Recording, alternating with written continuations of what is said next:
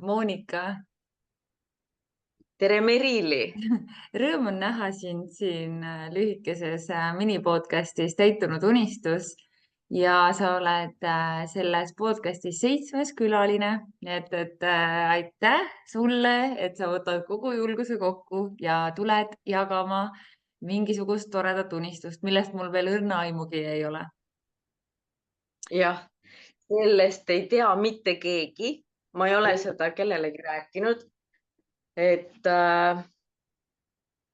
Esimest korda ütlen Uus. selle kõva häälega välja.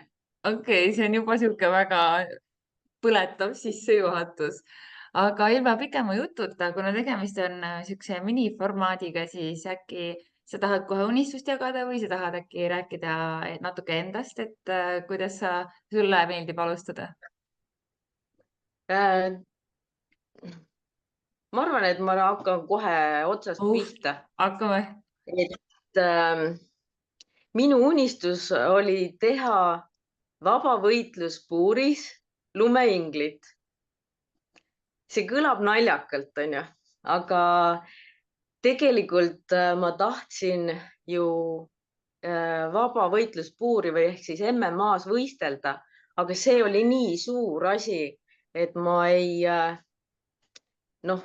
ei julgenud nagu seda välja öelda või seda mõelda või mida iganes. Ja siis ma mõtlesin sellele asjale sellise naljaka pakendi ümber, et see võitis nagu seda ärevust veits maha. Et tegelikult issand, ma olen nii närvis. Kas ma ütlesin, et ma tahtsin võistelda? Jah. Ja sa tahtsid MMA-s võistelda ja siis sa mõtlesid välja sellise Ja. loo või pakendi, et siis lumeinglit seal puuris teha. Jah, just. Et kui mõelda, et miks MMA-s võistlemine oli nagu minu jaoks selline võimatu unistus, siis kujuta nüüd endale ette, et sa oled 42-aastane, sul ei ole sportlikku tausta, isegi kehalise kasvatuse tunde kooli ajal. No meil vahepeal isegi ei olnud, sest meil ei olnud kehalise kasvatuse õpetajat. Ja mis kõige hullem veel, mul ei olnud nagu võitlustausta ja ma hakkasin nagu seal trennis hakkasin käima alles 40-aastaselt. Ehk et ma olin tegelenud selle alaga töö ja muu elu kõrvalt 2 aastat. Ja kujuta nüüd endale ette, et ma lõpetasin lõpuks MMA eestikatel. Et siuksed asjad on võimalikud ainult Eestis. Ja kust see nagu idee või kust see mõte nagu tuli, oli see, et mul on teismeeast saadik on olnud selline unistus, et ma tahaks osata mingit võitluskunsti. Aga võimalusi ei olnud ja võimalused tulid alles 40-aastaselt. Ehk et ära kaota lootust. Kõik juhtub täpselt siis, kui on vaja. Et ma tahan südamest tänada minu treenerit Henri Hiiemäed, sest mina ei kujuta ette, mis mõtted temal peas käisid või miks ta mind üldse lubas. Sest minul oli siuke nagu virvarr peas, et see ei ole võimalik. See lihtsalt ei ole võimalik. Aga ta oskas nagu kuidagi selle närvi maha võtta, et ta lihtsalt lähme. Ja siis põhimõtteliselt läksimegi. Et see, miks mind veel nagu see kogu see kompott nagu närvi ajas või miks see nagu oli veel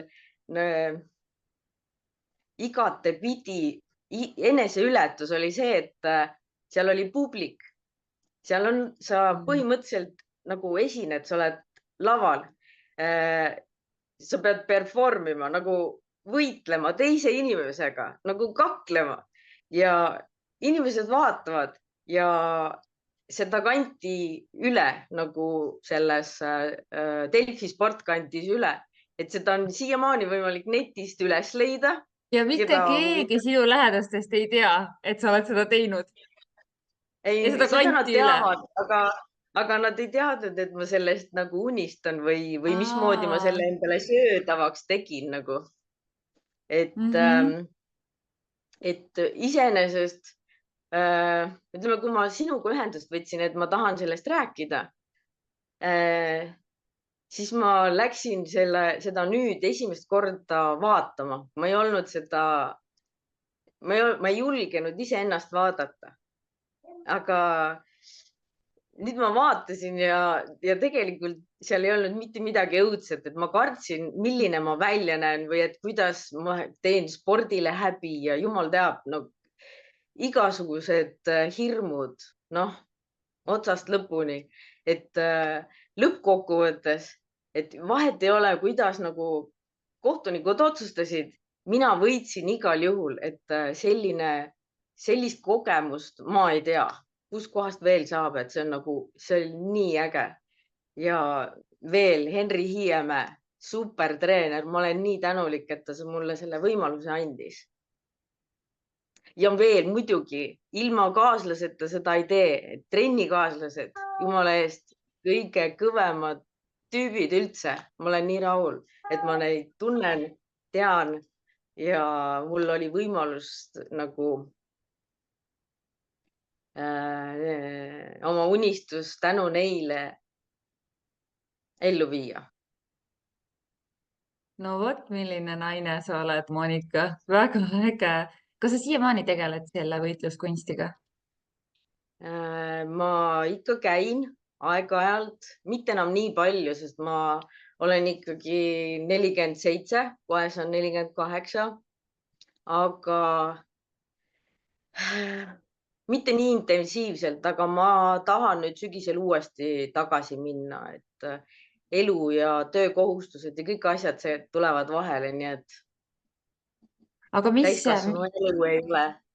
aga mis tunne sul oli, kui sa siis lõpuks olid selles puuris, nagu sa seda kutsusid, et nagu, kui sa taipasid, et okei, see on lõpuks täitunud, see on lõpuks käes, et nagu, mida sa seal olles kogesid, kas sa suudad nagu tagasi mõelda ja meenutada seda hetke? No ütleme nii, et seal on ainult see, et seal on nii suur adrenaliin on nii kõrgel ja kuidagi nagu see erutus ja hirm, et issand jumal, ma pean nüüd minema temaga kokku, mida ma teen, et selle esimese löögi või esimese liigutuse, et kuidas see mul õnnestub ja mismoodi, issand jumal, sa ei kujuta ette, ma muretsesin isegi ju sellepärast, et mul olid lühikesed püksid jalas ja tselluliit paistab välja, noh, et tohutu pinge, noh. Ja mõtle, kui palju on nagu naistel sellist asja, et keskenduda sellele põhispordialale, siis me suudame mõelda niivõrd palju laialt ja üle asjadest, mis tegelikult ei ole üldse asjasse puutuvad. Ja, aga õnneks on niimoodi, et kui sa oled seal kohal, siis sul ei ole võimalust ega sa ei saa mõelda mitte millelegi muule. Põhimõtteliselt ma näen ainult vastast ja ma kuulen treeneri häält, tema õpetusi, mitte midagi muud, et nagu ülejäänu kõik nagu vaikib. Mul alles pärast, mul sõbranna oli tookord oli kohtunik üks ja siis ta ütles, et Monika, kui sa teaks, mismoodi rahvas sulle kaasa elas.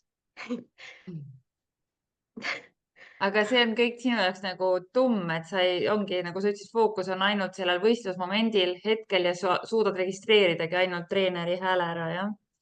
Ja, et ma nägin seda nüüd alles hiljem siis ja pilte. Issand, kui äge, aitäh, Monika, et sa seda jagasid. Et ei ole midagi, et öeldakse, mis keskiga, siis hakkab alles elu pihta, on ju.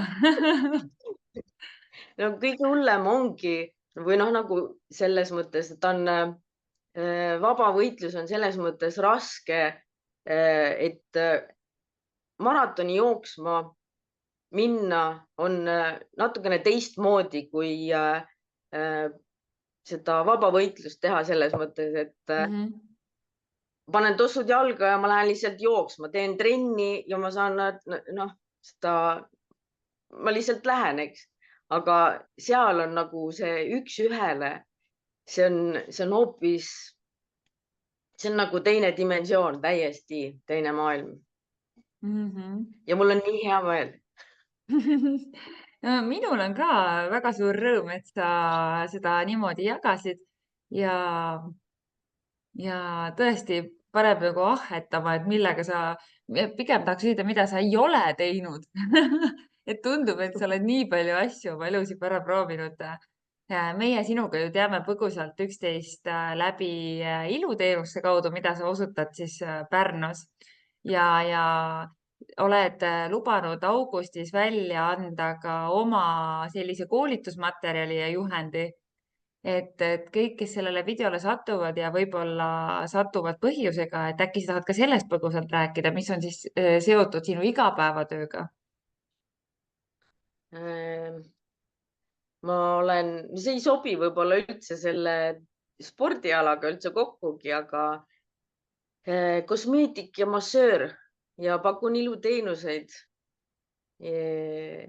Ja ma ei tea, Merili, konsultatsioon on sinna juurde alati või?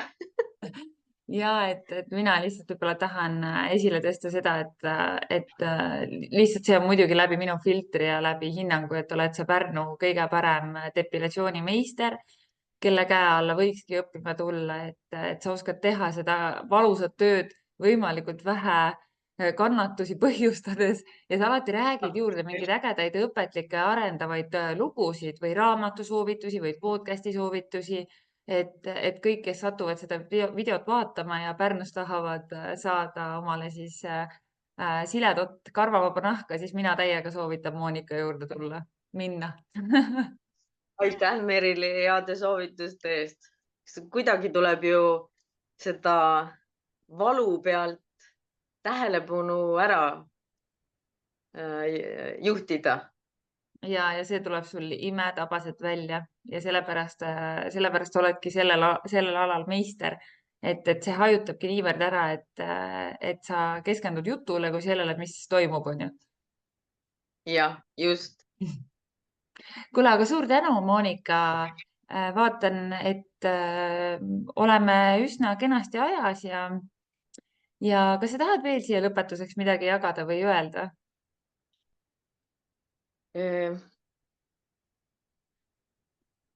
Ütleme nii, et see ei ole ainus minu unistus, mis on täitunud. Neid on päris palju. Nii et kui sa tahad kuulda, siis tule mulle külla. Jah, aga kas sa tahad siin veel mõnda jagada kõikidega?